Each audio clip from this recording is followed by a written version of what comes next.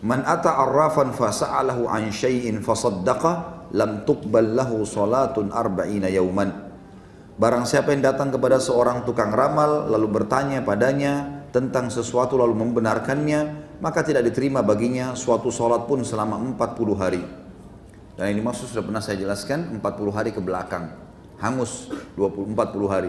2 kali ke dukun 80 hari. Hitung sendiri. Kalau sepanjang umurnya pergi, habis semua pahalanya.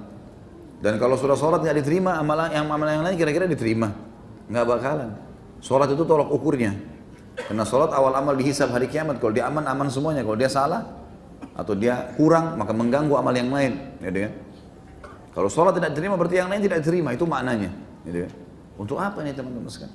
Alhamdulillah Allah mudahkan kita fasilitas, tinggal berdoa, angkat tangan ke langit, sampaikan kepada pencipta langit dan bumi, pencipta manusia yang sedang kita sukai, pencipta makanan yang sedang kita sukai, pencipta pekerjaan yang sedang kita sukai, semuanya Allah yang ciptakan. Minta kepada dia, Allah lunakkan, Allah berikan insya Allah. Nggak ada yang mustahil. Kenapa harus melalui dukun-dukun ini? Mereka sudah dibayar, Allah SWT tidak butuh dibayar. Allah malah murka kalau kita tidak minta doa. Maka kuatkan tauhid teman-teman sekalian, bertauhid, mengisahkan Allah SWT, selalu hanya bergantung pada Allah. Ingat selalu riwayat, kalau para sahabat sendal mereka putus, angkat tangan ke langit mengatakan, ya Allah sendal saya putus gantikan. Saking kuatnya hubungannya dengan sang pencipta Allah. Dan ini kekuatan tauhid seseorang. Apapun teman-teman sekalian, lagi naik motor, ban motornya pecah, ya Allah bantulah. Allah mudahin tuh nanti tempat, ketemu tempat tambal yang baik dan cocok seterusnya. Lapar, ya Allah mudahkan tempat makan yang paling tepat buat saya. Bermunajat sama Allah SWT. Dan setiap saat Allah nggak ada syaratnya, gitu kan?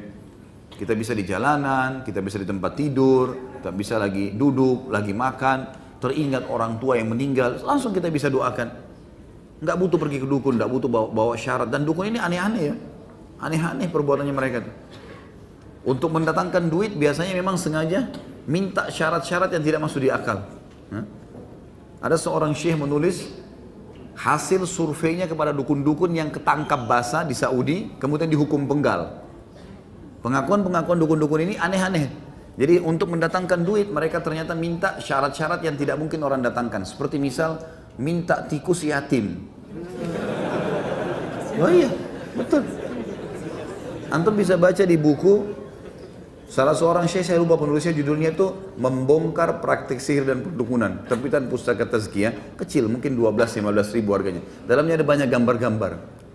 Minta kulit monyet yang berwarna hitam ada coklatnya, minta telur yang 2 warna, minta, orang mustahil. Antum cari, nggak mungkin dapat, gitu kan? Kalaupun dapat dia bilang, oh bukan yang seperti ini. Lalu bagaimana caranya? Nanti saya datangkan, bayar 5 juta. Lebih baik 5 juta masukin di masjid, atau pakai makan sama teman-teman traktir dapat pahala. Ngapain kasih dukun? Nggak ada guna-gunanya semua ini. Gitu. Dan sekali seseorang yang dari kita pergi dukun teman-teman sekalian, sebenarnya yang paling pertama disihir oleh dia adalah antum. Yang datang itu yang pertama disihir sama dia.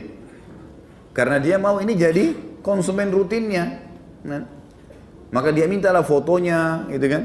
Kemudian dia sendiri, mana foto orang yang kamu suka, foto kamu juga mana. Sebenarnya dia sedang disihir. Yang kedua kena sihir nanti yang di sana, tapi ini dulu nomor 1. Maka dia jadi punya ketergantungan untuk pergi. Kadang-kadang subhanallah orang kalau sudah terlalu kental, dikasih minuman, dikasih makanan, segala macam bergantung betul pada dukun tersebut, maka efeknya adalah dia bahkan kadang-kadang melakukan perbuatan dia tidak disadari. Dukun itu bisa setiap saat memanggil dia, setiap saat menunggangi keadaan dia. Bahkan banyak di antara mereka kalau perempuan misalnya, itu digauli oleh dukunnya dan mereka tidak sadar. Sudah sampai pada tingkat itu karena sudah diberikan minuman, syaratnya kamu harus makan ini ya, syaratnya kamu minum ini ya. Dan teman-teman sekalian, untuk aman dari dukun, syukuri nikmat yang sudah ada. Syukuri nikmat yang sudah ada. Allah sudah kasih kita, ini matanya seperti inilah yang terbaik buat antum. Itu cukup, syukuri. Alisnya begini, telinganya begini, tangannya begini, sudah cukup. Alhamdulillah, syukuri. Ya.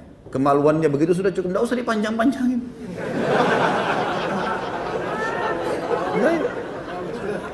Loh itu kan di koran kan, itu dukun semua itu. Panjangkan alat vital, datang, untuk apa? Itu ukuran antum sudah cukup. Nggak usah tambah-tambah. Bagaimana maksimalkan saja makanan sehat, olahraga, itu yang benar, bukan kedukun. Nanti dikasih syarat, makan ini, makan itu, pasti dikasih syarat tuh. Ketan hitam lah, dikasih makan apalah, tape lah, segala macam, ubi. Padahal itu sebenarnya yang dukun, yang jinnya suka itu makanan. Terus dimakan sampai dikasih syarat, itu sudah melekat setan di situ. Bahkan pengakuan sebagian orang di antara mereka, ya alhamdulillah, mudah-mudahan sudah taubat gitu kan. Orang-orang ini ada yang saya tahu beritanya, alhamdulillah Allah sudah berikan hidayah. Itu pada saat berhubungan sama istrinya pun setelah itu dia pikir istrinya puas, padahal sebenarnya permainan syaitan, bukan dia. Dia tidak sadar, syaitan sudah menguasai itu. Untuk apa nih teman-teman sekalian? Alhamdulillah ada cara, Allah sudah ciptakan dengan cara yang baik, ada cara yang benar. Baca wahyu, baca Al-Quran dan Sunnah akan dapat jawabannya. Tidak butuh semua itu. Jelas sampai sini? Jangan pergi dukun lagi. Ini yang biasa pergi-pergi dukun, mau coba-coba, tes-tes, tanya-tanya, ramal keadaan, tidak perlu semuanya. Jangan baca ramalan bintang itu. Tidak usah panjangin alat vital. Ini laki-laki di sini banyak. Pulang kantor mampir-mampir sana. Nggak boleh, haram. Alhamdulillah, syukuri yang ada. Tidak usah diubah-ubah, tidak usah diubah-ubah. Cukup.